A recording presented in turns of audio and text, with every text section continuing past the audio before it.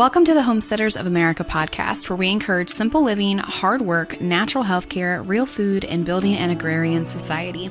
If you're pioneering your way through modern noise and conveniences, and you're an advocate for living a more sustainable and quiet life, this podcast is for you. Welcome to this week's podcast. I'm your host, Amy Fuel, and I'm the founder of the Homesteaders of America organization and annual events. If you're not familiar with us, we are a resource for homesteading education and online support, and we even host a couple of in-person events each year, with our biggest annual event happening right outside the nation's capital here in Virginia every October. Check us out online at homesteadersofamerica.com. Follow us on all of our social media platforms and subscribe to our newsletter so that you can be the first to know about all things HOA. That's short for Homesteaders of America.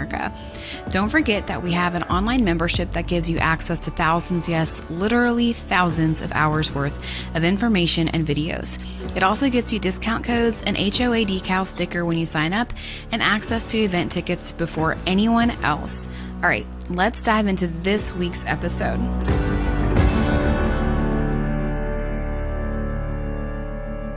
Hey guys, welcome back to this week's Homesteaders of America podcast episode. I'm your host, Amy Fuel, and this week I have with me Suzanne from Reverence Farms. Thanks for joining me, Suzanne. Amy, thank you so much for having me. Yeah. Go ahead and tell us a little bit about who you are, because in the world of social media, you're probably not, you're not like Homesteaders of America with tens of thousands of followers, right? Or maybe you do. I haven't checked recently, but you've been growing pretty steadily on there because you're super awesome with information. So tell everybody who you are. And you guys, as she does that, check out the show notes too, and we'll link all that information there. Thank you. We've been pretty quiet in our little corner of the world because the farm for me was at first a sanctuary for myself. And then I was building something that I knew was going to take a really long time. And I wanted to have something to show before I spoke about it. And so we've been farming now for, my daughter's 14, so 15 years.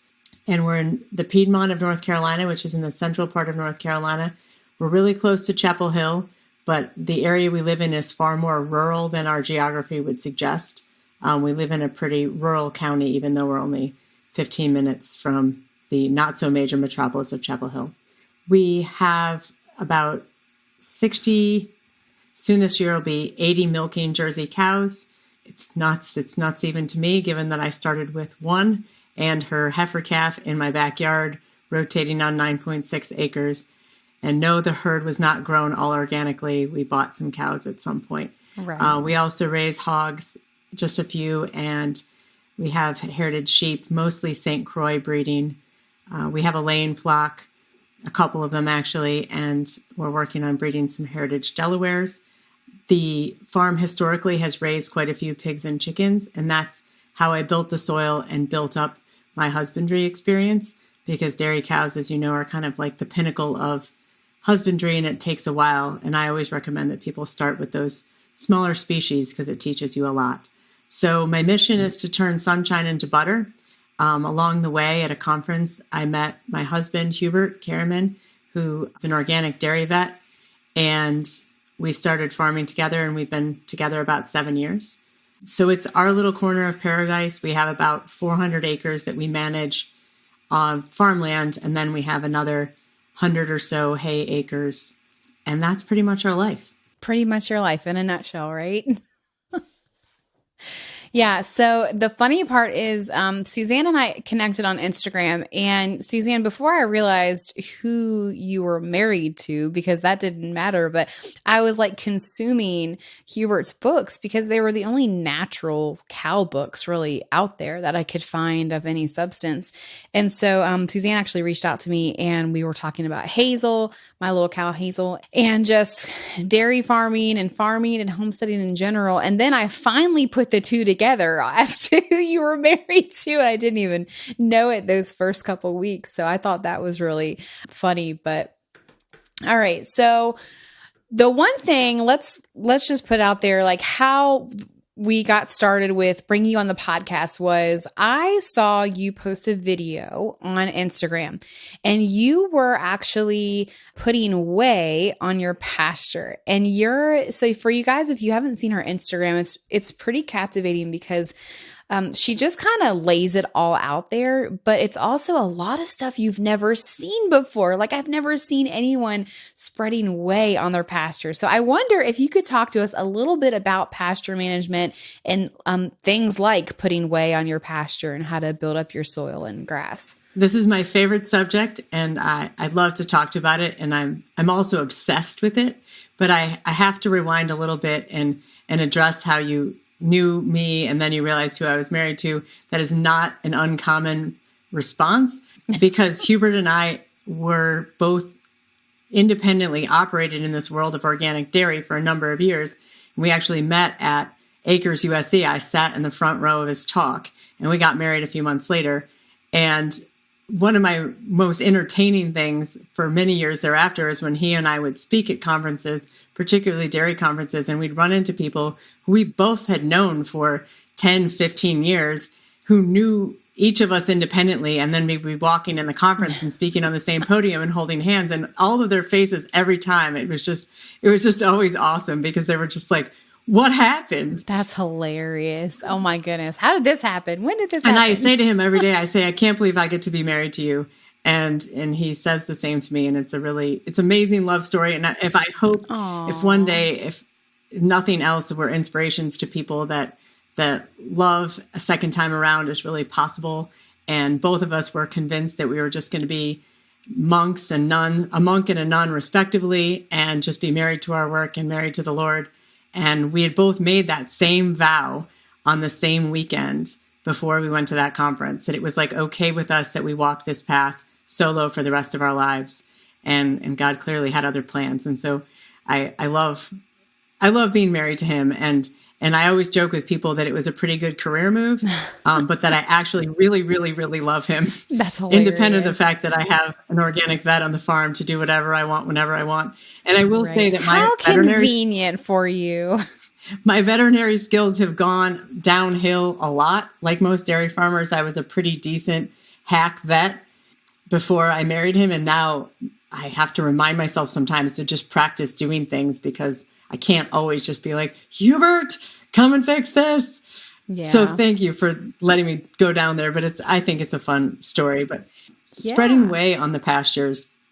So my single biggest obsession is pasture fertility. And outside of heaven, where all of our treasures really reside, I really believe that the only safe place for our treasure on earth is in the soil.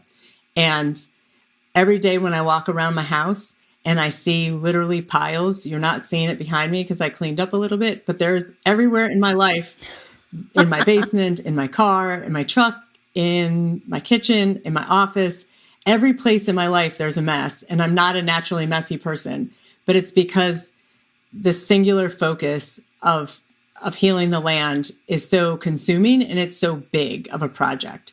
And so I tell myself every day as I walk through other things in my life that are far from perfect, that's what I'm focused on right now. And the great thing about our little microbe partner friends is if I can just get them fully employed and I can build up their numbers and I can get them shelter and food and water, then they can go out to work and then I'll clean up the rest of my life. So I tell myself that every day, that I'm just trying to get my microbe friends going, and spreading whey on the pasture is a big, big part of that because it's really a perfect food for them. It's got protein in it. It has water in it, of course. It has all sorts of probiotic bacteria, depending on how the cheese was made. It can be very acidic. And so I've actually burned a pasture before, just in a spot because I had to dump it on the pasture because I didn't have a funnel. I got it all over me as well when I was getting it out of this 275-gallon tote. And so, I mean, like any fertilizer, you can go too far with it. But in general, it's a pretty low octane and for us, relatively easy to acquire fertilizer. And so the hardest part has been how to figure out how to spread it, because most agricultural sprayers and the nozzles and the hoses are meant only for chemicals. And they're not really designed to handle like residual protein and fat and sugar and all of those things to some degree or another are in whey. And so we clog machines fairly often. That's hilarious. Okay, so let's break it down to a homesteading standpoint when it comes to pasture management. So, for example, I had texted Suzanne and told her, hey, I've got moss growing and I've got bare spots and stuff I never really noticed until we really started putting animals on our front pasture area. So you live on a bigger farm and you obviously have a bigger dairy operation. But what's some things people on a smaller homestead should look for in their pasture that kind of says, hey, I need some attention and could potentially use whey and other products? It's so interesting you asked that, Amy, because I knew that that's the question you were going to ask me. And so I've spent a good amount of time thinking about it, and even went to one of my mentors, Alan Williams, at Understanding Ag, which I highly recommend you guys check out. Understanding Ag. It's a wonderful, wonderful resource. And Alan Williams is a mentor of mine and a consultant of mine because I need a teacher too. And I asked him about that to make sure that I was correct. So the first thing that you will notice if you notice moss growing on your soil surface, and I had lots of it, and I said to Alan, I said, well, I know what fixes this, and I think I know what causes it, but I wanted to make sure I got the biology right. And so basically, it's from too much water on the soil surface. And so what I knew to be true is there is the wrong kind of fungus growing on the soil surface, and the lack of a good fungus in the soil, and a lack of biology in the soil. And so basically the soil has formed a crust, and in the process of that crust being formed, water, even if it's a very tiny, almost imperceptible amount of water, will sit on the soil surface after it rains. And then you'll have moss. Mm-hmm. And really the only way to break that soil crust is with some kind of mechanical action, either with a disc or a rake or a cow hoof. But one of the challenges for a homesteading scale is how do you do the things that people are seeing about on these large pastures and these large properties? How do you bring those down into a small scale and make it with the tools that are available to you? Like you have Hazel and she doesn't even weigh 1,000 pounds. Right. So how in the world are you going to have like 1,000,000 pounds per acre that they're talking about in some of these mob grazing scenarios? You're not going to. So how are you going to provide disturbance to the soil and also rest to the soil? And so I think a lot about these things because I started as a homesteader, and now even though I have bigger tools, I still think in the unit of a family cow. Yeah. So, one thing we have been doing is, putting Hazel on those areas. Like we have a few areas with moss, not the whole pasture, but most of it is closer to tree areas. But then we thought it was really weird when it was just moss randomly in the middle of a field, So, we've been trying to focus on that. When we were boarding a friend's cow the other week, we really tried to focus on those areas, not just breaking up that ground, but also, having her droppings on it and fertilizing it and all of those things. And so do you have some common things that a homesteader might see? Like you had mentioned to me like fescue grass or different types of grasses that we should think about in pasture management for our dairy cows. I know that there's a lot of information out there. And I think I've told you this, like, Suzanne, could you please just write a book with like the basics of like, here's the grass they should have. Here's what your pasture should look like. Kind of give us a glimpse of what should a good pasture look like before you place cows on it. I think about this question a lot because where do you start, right? You're trying to create a complex system that's biologically alive, and you're dealing with a system that is, for the most part, biologically dead, which is why you have moss growing on a soil surface. But the only way of fixing that really is either large amounts of animal impact and or large amounts of organic matter. Or I guess you could say you could plow it and put a bunch of fertilizer on it, but then in a year you're going to be in the same spot. So what do you do? I think the first thing to consider in that circumstance is that you're not going to feed the cow from your land. And that bothers a lot of people when I say that, because everyone has this romantic notion that, well, if the grass grows and the cow can eat the grass and she seems to like it, then that's all I need. And isn't this a beautiful, elegant little system? And frankly, there's a lot of people putting that out there. And I think it's really not cool for people as well as the animals, because what's possible for me with 100 cows to have an impact on a piece of land at a given time is not possible with one. And even with 100, I would have to nutritionally stress them so much in order to just say like, well, guys, this is what I got for you today. Like, this is what you're going to eat. And so what you were talking about with the cow you were babysitting, for lack of a better word, cow sitting, is really good. Like you were putting her on that land, but I know you were also feeding her hay. Right. You were feeding her some sort of energy or protein when you were milking her. So you were offering her things. She was pooping those things out the other end, and you could be the manager and decide where she was going to poop, for lack of a better word. Like, that's kind of the way for a homesteader, and also for us. I mean, we still use that all the time. And we'll even do something like bring cows to a poor field when they're really full and have just been on a really rich field. And they actually will bring some of the manure, and the urine even will be different. And even their saliva will be different after having been on that rich field. And now when they go to the poor field, they're kind of sharing the biological wealth. And it's not just in terms of nutrients. Like, we think of everything in terms of urine or manure, but it's actually a far more complex system than that. Like, the cows' mouths are probiotic in their nature. And even their saliva is symbiotic with the grasslands that they were meant to be on. And yet at the same time, as beautiful as all these things are, I can't emphasize how long it takes and how much patience is required. And so one of the things that I advise when people are getting a cow or goats or sheep is just expect you're going to feed that animal. You're going to provide, just like you did with your chickens, just like you did with your pigs, what that animal is going to eat. And the byproducts of it will benefit your soil. And over time, you won't need to feed as much. But in the beginning, you're working with a broken system. Like, you didn't break the land that you're on.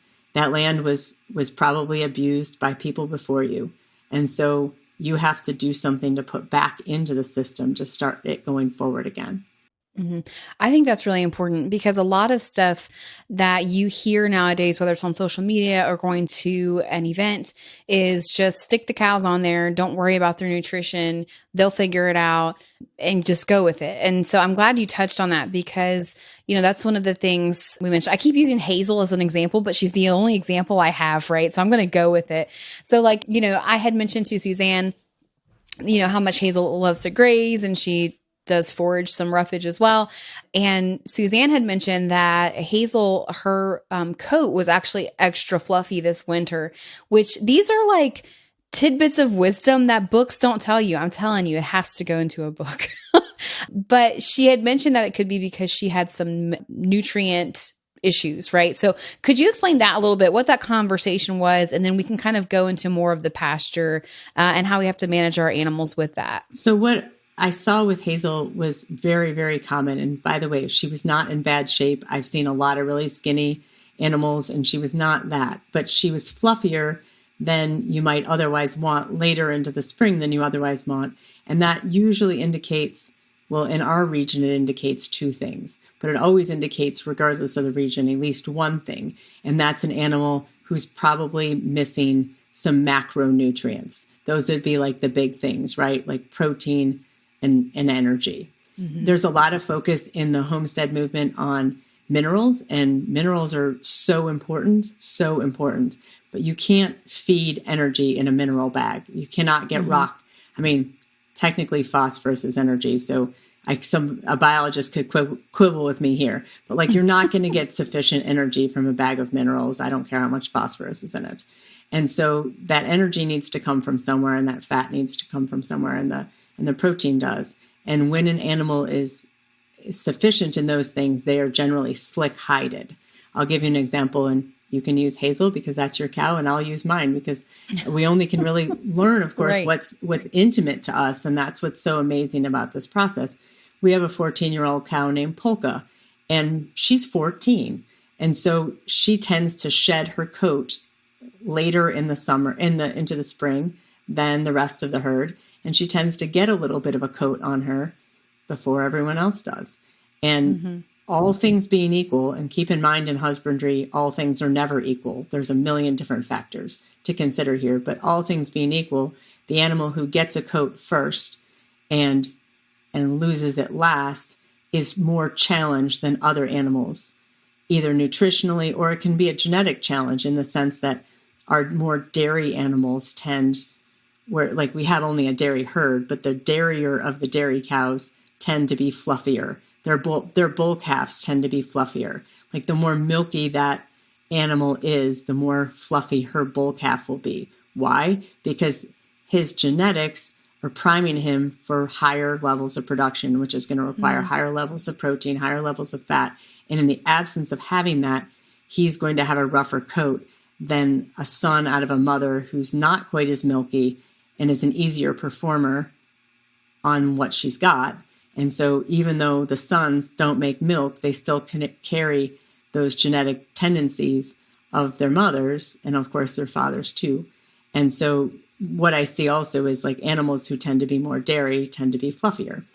That's why it's easier for a beef cow to be slicker on poor forage than a dairy cow, because their nutritional needs just aren't as high. Yeah, that's really And a growing animal will always have a higher nutritional need and a nutritional plane than a mature animal, and a lactating animal will always have a much more significant nutritional plane than any of the other animals. Mm-hmm. Okay, so what does a dairy cow, let's break this down, a dry dairy cow and a dairy cow that's in milk, what's the main difference in between their nutritional needs? Because I think a lot of people go into getting a dairy animal and they don't really actually know what they need to eat or how much protein they need or how to even do it. So is there a quick way for you kind of to break down the difference between the two to equip people with that information? The only way I know how to explain it simply is drawing out what an experience would look like. And I've thought a lot about, what would I ask of people before they were to buy one of our dairy cows? And what I would ask of them in an ideal world is that they have raised a dairy steer, and that dairy steer is fat, slick, and happy. And if they can raise a dairy steer to be fat, slick, and happy, then you're on your way to understanding dairy cow nutrition, which is even more than that. But if you can't take a dairy steer who's not lactating and get him fat, slick, and happy, then you certainly don't have the nutritional plane to do that for a dairy cow. One of the things that I like to say as a farmer, and just, I suppose, as a human being, is we have to understand the rules before we break them. And there's a lot of, for lack of a better word, iconoclasty, and I don't even know if you can use that word as a noun like that, in the homesteading movement, that we're rebelling against something without really understanding it. We're like, well, we're against TMRs. We don't even know what TMRs are. It's total mixed ration. It's what dairy cows are fed at confinement. That we don't think that we need a mixer to feed our feed. We don't think we need a nutritionist. We're just going to let the cows decide.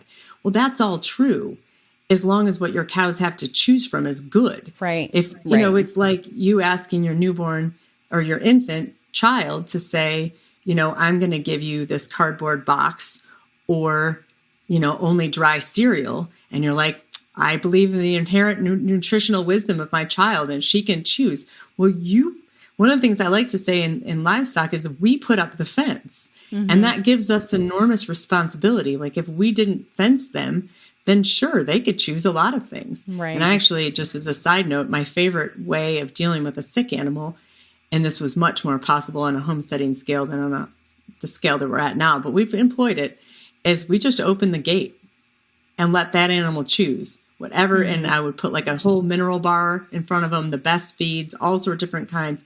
And they can medicate their way out of a lot of things, but they have to be able to choose. Right. And what's in most pastures is not, it's like the equivalent of like, you know, eating the cardboard box or the cereal. And we haven't offered them very much else. Yeah.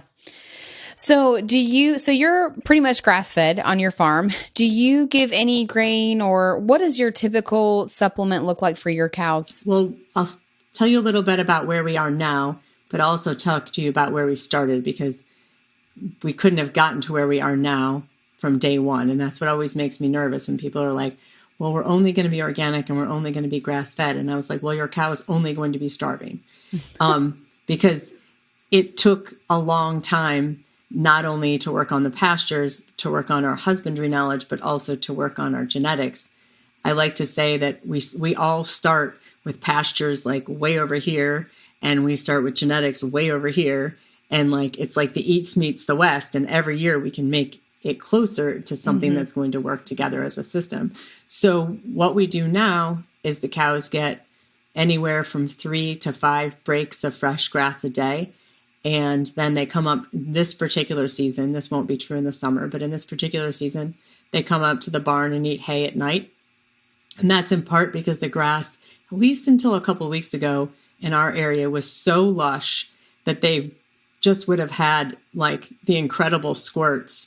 And you can make an animal really skinny feeding them the best grass in the world if it's not fibrous enough to stay in them long enough to digest. So the hay was for us a way of slowing down their digestion. In an ideal world, every cow in every bite would have a mixture of lush grass, last year's old grass, and maybe a stem from earlier this year, and they would sort of total mix ration their own diet. But that's not possible in a lot of contexts, and it's not even yet possible in ours. So that's how they're working right now, and they're eating a very diverse mix of many different types of clover, oats, wheat, rye. We don't ever feed them fescue.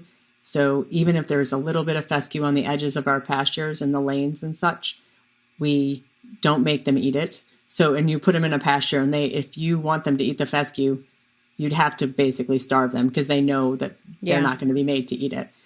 And then, but how we started was very different than that. So I started on a 50-acre fescue field. This is before I met Hubert. And before that, I started on a 2-acre homestead with fescue. So in the very, very beginning, I had one pasture with the barn, and I fed the cow. And then I learned, well, maybe some of this pasture needs rest. So I built another pasture in the next paddock over. And then that was my rotational grazing, such as it were. We had one pasture and then another pasture. And I had skinny cows, and I was still feeding them I think I fed some cows grain, but I fed a lot of like beet pulp. Chaff hay didn't exist back then. And some really nice, or the best quality hay I could buy, sometimes alfalfa, sometimes really nice leafy orchard grass. Then I moved to a 50-acre fescue farm and rotated those 14 cows or so and their calves on that 50 acres and followed them with chickens, and the sheep were with them as well, and slowly improved that land and lost my lease on it. So then I moved to where we are now. And I mention all that because along the way, we obviously did not have forage to feed the cows that was sufficient for their dietary needs. And so in the beginning, I fed them flax oil, which I kept in a friend's refrigerator. I bought a 50-gallon drum of flax oil. This was back in 2011. It cost me $800. I can't imagine what a 50-gallon drum of flax oil would cost now. No. And so that was I was so committed to being grain-free that's how I got them energy. Had I do it all over again, honestly, I would have just fed them grain. It would have been way cheaper. It was what they were used to eating. Right. And there's nothing wrong with feeding a cow grain who's used to eating grain. And if that's the energy you can afford, I really want to just cancel any shame that people have about that. It's really, really important to feed the animal. And so then slowly over time, we used other energy supplements. I mean, we've used molasses. We've used molasses on soybean hulls that were not non-GMO. I wish they were. We all have to kind of do what we can do with what we've got. Right. We're currently certified grass-fed. So that means, and I have a lot of disagreements with these standards, but that means we cannot feed any molasses. So we were only feeding them like a handful of molasses on soybean hulls a day, just as a treat to get them in the headlocks. It was literally a management tool. It wasn't enough of their diet to even literally move the needle on their dietary need of energy for the day, but it motivated them to do what we wanted them to do. Right. But we can't do that anymore because we're certified grass-fed. So we now use chaff hay for that purpose, and it works well. And we use the only time we use chaff hay as a nutritional piece that's like a significant part of a cow's diet is during her first day or two after she calves and she's in a box stall with her calf. We will give her chaff hay because she might not go out and graze those days. Mm-hmm. She has a high energy and protein need, and it's a very highly digestible supplement. I really love that product a lot. Yeah, we used to use chaff hay for a bunch of different animals we had. Like our rabbits really liked it, and even our chickens would peck at it sometimes. So that's something I do need to look at. Yeah, at getting Hazel too. So, hey guys, thanks for joining us for this week's episode. We're going to take a quick break and bring you a word from one of our amazing sponsors. McMurray Hatchery officially started in 1917. Murray McMurray had always been interested in poultry as a young man and particularly enjoyed showing birds at the local and state fairs. Nowadays, the hatchery is still completely through mail order, but they offer way more than ever before. From meat chicks and layer hens to waterfowl, ducklings, goslings, turkeys, game birds, juvenile birds. They even have hatching eggs and a whole lot of chicken equipment. Make sure you check out our Homesteader of America sponsor, McMurray Hatchery, at mcmurrayhatchery.com and get your orders in today. And don't forget to stop by their booth at the 2023 HOA event. Okay, so I think it's great. I'm glad you touched on that, because grain was my next question. I know that you guys don't feed grain anymore. You're saying that you found other ways around that, but you did start with that. And I love that you said, there's no shame in doing that, especially if the cow's already used to it. Basically, and it was much cheaper than what you said, your big, what was it, 50-gallon drum of oil. So yeah, so there's different ways. And this is one of the reasons I wanted to have you on here, because it's a different perspective. We've had lots of people talk about grass-fed and doing only grass-fed, but a lot of homestead-based folks that are just getting into having their first milk cow, they're buying it off Craigslist or they're buying it from a friend of a friend, and they really don't know the nutritional needs for those cows. And then next step, you're putting them in the pasture and not really giving them what they need. So, all right. So going back to pasture and what cows need. So what is it? Let's say, okay, so I have a almost 6 acre homestead. We're going to use my homestead for an example. What would a rotational schedule look like for me? So let's say, half of my homestead is wooded or kind of wooded, and then the other half is open pasture. I think mine's a little bit different than that. But if you had someone coming to you saying, hey, I want a milk cow, half of my 6 acres is wooded, half is open pasture, what would kind of be your recommendation for somebody getting started with one milk cow?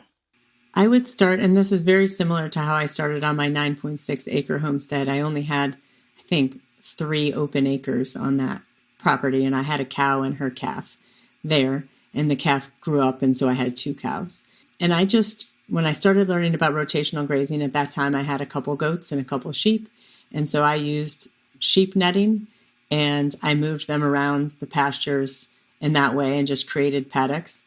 And then when I ran out of grass, instead of going back to a spot that wasn't adequately rested, we can talk a little bit about how you determine if it's rested, then I would just feed them hay in a little area that needed additional fertility, like the areas you were describing that have moss or that the forage is poor. Mm-hmm. There's one thing I want to mention here.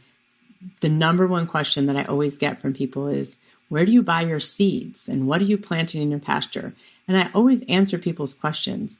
However, I always want to say, that's not your problem. Right. You can buy all the seeds you want. They're not going to grow.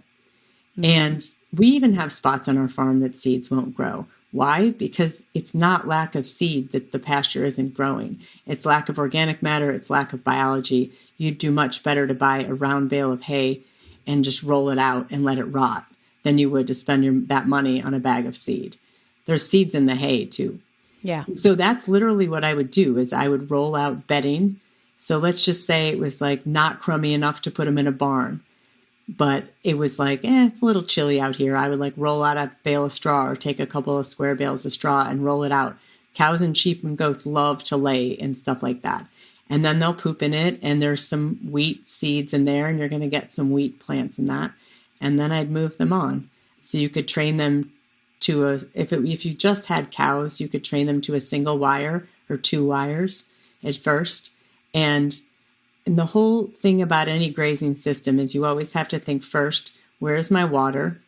Mm-hmm. How am I going to get back to the barn to milk if that's what you're going to do? Otherwise, I milked in the field when I had 50 acres. I just milked. We didn't have a barn, so we just milked in the field. I milked in corral panels, and every day I moved the corral panels to a new section, and just by hand, and just drug them and set up and put my stool down and milk the cow. Mm-hmm. So you have to think about those logistics. How far am I from water? Do my animals need shade? Do they need shelter? And given those constraints, how can I give them a fresh paddock? I would like to see a minimum of every 5 days that they have something fresh to eat. I say as a minimum because it takes 5 days for a grass plant in most climates most of the time to start growing back.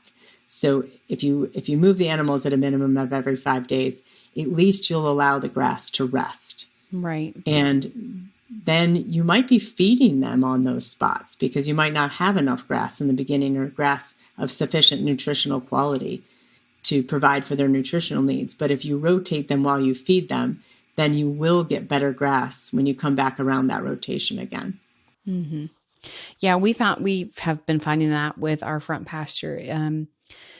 While we're moving her, it brings more and more good green grass up. Like the more she's on something, then we move her. She's off of it for at least 9 days, I guess, because we're able to get pretty good rotation out front. If we were to bring her back around, we could probably even do a full 14 days, just depending on where we have her on the property. But we're already seeing some progress, at least on one side of the property, with her being on there and then just letting it rest. So that's a good question. How do you know when a space has been fully rested long enough? Well, there's a couple different things. The first is that every grass plant, each tiller will have a leaf on it, or 2 or 3 or 4. Your grass plant isn't rested until it has 3.5 leaves per tiller on 80% of the sward of the area that you're about to put the animal back on.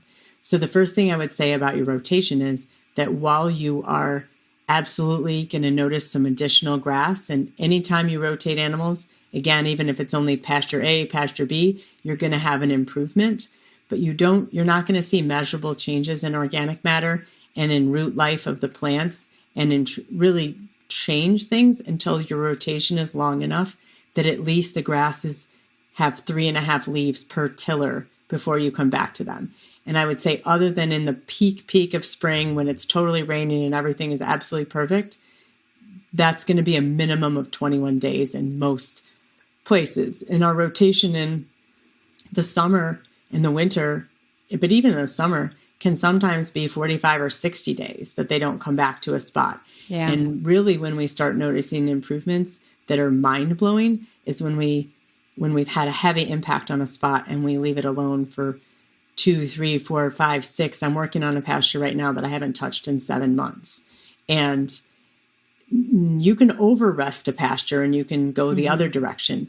The whole game is about managing disturbance and rest. And the more you disturb, the more rest you need. So that's why with pigs, for example, if you have pigs on a spot, you really shouldn't come back for 6 months to a year because pigs are very disturbing. But Right. if you wait that whole time, because the level of disturbance was so high and the impact was so high, you're going to have a proportional response that's like really, really big. Mm-hmm. And I can't believe what's happened to our pastures, that we were forced to rest last year because it didn't rain.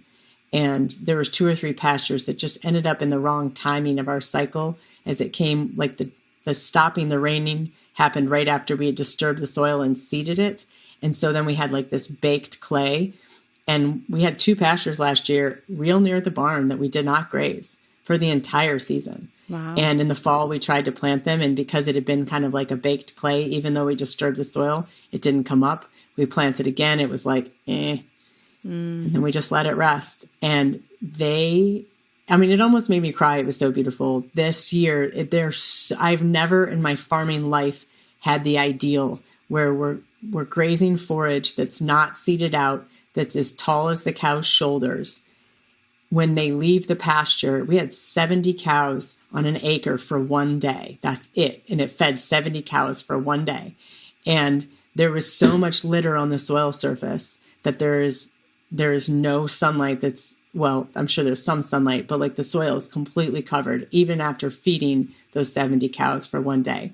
And I say all that because rest was what made that possible. So the longer your rest periods can be, even if it means you have to put them in a dry lot and feed them for 6 weeks, 8 weeks in the summer when things aren't growing, that can't emphasize how important that rest is to something amazing happening. And you might not see the amazing thing for a year, but it will happen. Yeah. So speaking of seasons and grass growing, so my first question in that is, how tall should the grass be when cows are grazing on it? So, you'll see a lot of homesteaders with yards, just like mine, and they'll graze really, really short grass, or some like we do in the front. We try to let our grass grow, at least that much. And so what is kind of the rule of thumb with letting, especially on a small homestead, letting your cows graze? What's the length of that? And then the next thing I do want to talk about before we get off here is fescue, because I know we've brought that up a little bit. I know my cow won't really touch it at all. We have like these little patches that she just doesn't touch. So those are my final two questions, I think, unless something else comes up. So let's talk about the grass length first. I wish I could give you a square answer about grass height. And the answer is that famous farmer answer, it depends. And it depends a whole lot on a whole lot of things. One day I'm going to print t-shirts that say you can't lie to a cow about hay.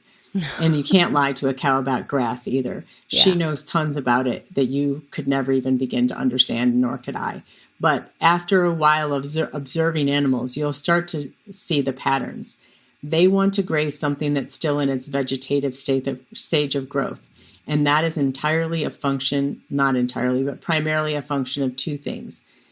The species of grass, the time of year, and then also the biggest thing it's as a function of is fertility. So that grass that I told you about that was as high as the cow's shoulders and wasn't seeded out was right next to a pasture that has grass that was only knee high and was totally seeded out. Same species, same farm, same climate, same weather pattern. What was the difference? Organic matter. In the spot that was fertile and full of organic matter, that grass could grow very tall and remain vegetative, meaning it hadn't started to head out. And so all of the nutrients were still in the leaves as opposed to the plant starting to put the nutrients into the head.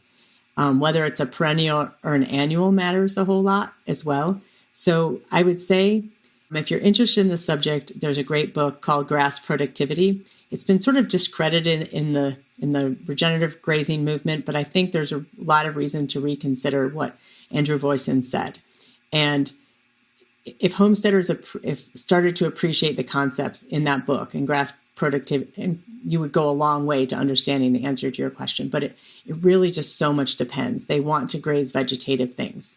But if you graze them too vegetative and there's no stem and there's no fiber, then you're going to get the squirts. And that's not good either. But if it's overly vegetative, it's going to be very high in fiber.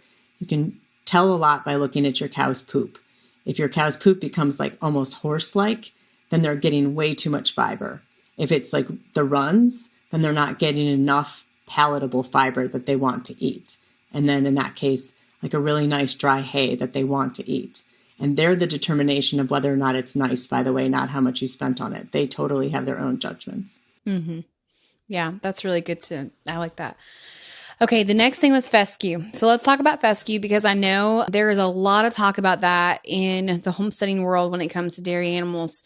Obviously, I guess there are cows that do fine on fescue. You said you had a fescue farm, right?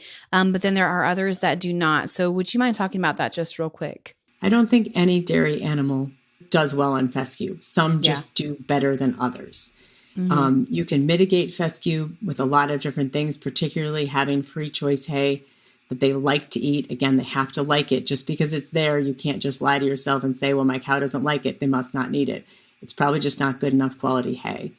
But fescue is just toxic. It's not a native grass. It's obviously works in conjunction with the endophyte. The endophyte is mold. It's very, very hard on their livers. It makes them much more prone to flies. So many skin issues that people want to address in dairy cows are really fescue toxicity. I've seen a tail fall off a newborn calf from the mom eating fescue and the baby drinking the milk, and the tail just falls off. Wow. That's obviously extreme, but it's not unheard of. One of the ways that fescue works in the bloodstream when it's ingested is it decreases peripheral circulation. So one of the things that we've done in the past when our bulls have had to graze some fescue is we offer them these lick tubs that are VitaFirm is what they're called, and it's molasses and cayenne. And cayenne increases peripheral circulation, as you know. And so fescue really affects dairy cows more than beef cows, primarily because their bodies are like race cars as opposed to box cars, and they need such good circulation. And the udder, of course, is a place that needs a lot of circulation. So it's not uncommon grazing fescue as a young calf for that heifer to come in with a dead quarter. So like she'll just come in, and this still happens to us even to this day, even though we don't graze a lot of fescue.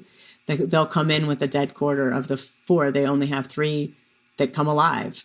And when I first met Hugh, he kept telling me your calves are cross-sucking on each other. That's the only way that can happen. And I said, no, it's really fescue. And for many years, he didn't believe me. But then after a while, he's like, no, you're right. Our calves don't suck on each other. And this still does happen. So the biggest thing is to try to not make your cows graze it. If they want to have some because they want to have some green grass and you're providing for their nutritional needs in the hay bunk and your energy supplement and all those ways, and they want to have some, then that's where you can trust the cow. But where we get into trouble is when we make them eat it and we don't provide them anything else. And that's big trouble, especially for a dairy cow. It can cause abortions. I mean, it's all sorts of feet problems. You can see cows panting because of it. Tongues will be out. Like their skin will be like, they'll have all these little bumpies on their skin. Like some of their skin will just slough off. It's a pretty nasty little problem. Yeah. Okay. So how do we get rid of fescue? Like we only have like one little patch, I think, but there's some people who have entire fields full of it. So what's a good management system for that? Pigs. They're the best. Yeah. Honestly, I don't know any other way other than on a homesteading scale of pigs or Roundup. And obviously we're here because we don't really like Roundup. Right. So pigs are the only thing that I've ever used effectively in that size acreage. One of the ways that we get rid of fescue is and you could ask your neighbor to come do this who has equipment, come disc the soil really, really well. So anytime you want to kill a plant, you always kill it when it's vulnerable, when it's most vulnerable, when it's trying to reproduce. So right now, actually, is when we're trying to kill the fescue in our lanes. So if we get time, and I don't know that we will, we'll go out with a tiller, which we have not used in 10 years, but we'll use it for this purpose. And we'll go out and till the fescue. Disking it's hard to even kill it with disking, but you could try. It would be better than not. And do something to disturb the soil to show bare soil. And then this time of year, we would plant something like sorghum Sudan. But then you're going to have to fertilize it because it is a heavy feeder. Or millet. In the fall, my favorite way of dealing with fescue is in the fall, is to disturb the soil in the fall. Again, the fescue is kind of coming on in the fall. It's going to go through another reproductive cycle towards the end when it's throwing up those seed heads. That's the time you want to go after it. And my favorite plant for dealing with it is hairy vetch. And you're not going to notice any improvement over the winter. You're going to feel like your effort was lost. You're like, these little meager plants are going to take over this fescue. And just wait. If you get enough hairy vetch established and it has enough of a hold and the fescue doesn't choke it out, so you really have to disturb the soil, by spring, the root system of that hairy vetch will be very extensive and it will form these beautiful billowing towers of netted. It will tangle you up and bring you in like quicksand kind of forage. Do not try to mow it for hay. Do not try to bring your farm or homestead scale lawnmower out there. You will mess up that lawnmower because those hairy vetch tendrils are serious. Oh, man. But they will shade it out pretty effectively. And it just happens to be that when the hairy vetch is coming on, and you have to look up in your region. So for those of you who are not in the Southeast or in the southern part of the Midwest, you're going to have to find a different forage. There's a wonderful book called Managing Cover Crops Profitably. I think it's a SARE publication, SARE. It's a wonderful, wonderful book.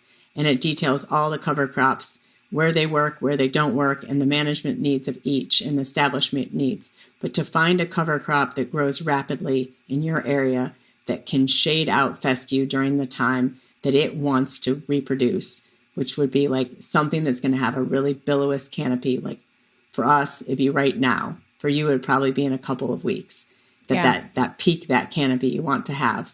And then you just kind of have to keep doing it. So like the first year, you're going to make an impact, but winter is your time because that's when you can establish root systems so that when the spring comes on, that's when you can really have an impact. It's very difficult to get ahead of fescue this time of year if you're just starting now. Right. Yeah. Good to know. Awesome. Okay. I've had you for over 45 minutes. Is there anything else you want to talk about before we get off here in regard to pasture management or cow nutrition? I guess I'd like to say one thing about pasture management is People think of their pastures differently than they think of their gardens. And I think that's where we get into trouble. Our pastures are gardens. And so the same principles that you would apply to your garden, you have to apply to your pasture if you want your pastures to be something that your cows are going to eat. And that's an overwhelming thing, because many of us are overwhelmed by even a 20 by 20 garden. I know I'm so overwhelmed by it, I don't even have one. So I understand that it sounds like a daunting task. However, it's the only way. And so even if you only start with a small section, and I'm not suggesting that a pasture needs as much care as tomatoes, but I'm suggesting that it needs more care than most people give it. And our pastures will perform as well as the attention we give them. And the thing that most of our pastures need the most is organic matter. And so we have to be really patient with that. So I used to chase down the tree chipping trucks. I mean, I literally would get out of my truck, park on the side of the road, and like run after them and be like, would you please bring those chips to my farm? I mean, I was like the crazy stalker lady for years. Joel Salatin in his books talks about how he used to go and shovel corn cobs. Anything you can get. Old hay. I've had neighbors say that they were going to burn some hay. I mean, I've knocked on doors and said, hey, that hay, can I buy it from you? You can get yourself into trouble with that. Because people are like, I was going to feed that hay. And you're like, wow, it looks really bad. But your pastures need food, just like your garden needs food. And we would never expect to just go dig a hole in our front yard and put a broccoli plant in and have it go. But somehow we expect our pastures to do that. And it's not going to work. We'd much better off spending money on applying mulch or applying leaf compost, whatever you can get. Most counties and cities have a leaf mulch program, and people are like, wow, there's a lot of trash in there. I know, I pick up trash like by the garbage bag full on our pastures because of the mulch we get is full of trash from the city of Durham. But it's worth it to me because I'm getting all those leaves and those ground up trees. So our pastures just need attention. And in the meantime, I think it's just so important to remember that our animals need to be fed today, not what our pastures are going to produce in 5 years. And so if we feed our animals today and don't think of our cows so differently than we think of our chickens or our pigs, we would never think that our chickens could just like make it out back. We never think that the pigs would just like make it out back, nor should we think of our cows that way. And so if we change our attitude about those two things, and then we're really patient over time, something really beautiful will happen. Yeah. Ooh, that's a good word. Thank you, Suzanne. Thank you for joining me today. Thank you for sharing your information and education with us. You guys can find all of the information we've talked about, show notes, a transcript on our website. And then you can also find links to Suzanne's website and Instagram and all of those fun things in the show notes as well. And if you have any questions, definitely leave comments on our YouTube channel if you're watching on YouTube, or you can shoot us an email as well. Until next time, thanks for joining me, Suzanne, and happy homesteading. Thank you, Amy. Hey, thanks for taking the time to listen to this week's Homesteaders of America episode. We really enjoyed having you here. We welcome questions, and you can find the transcript and all the show notes below or on our Homesteaders of America blog post that we have up for this podcast episode. Don't forget to join us online with a membership or just to read blog posts and find out more information about our events at homesteadersofamerica.com. We also have a YouTube channel, and follow us on all of our social media accounts to find out more about homesteading during this time in American history. All right, have a great day and happy homesteading.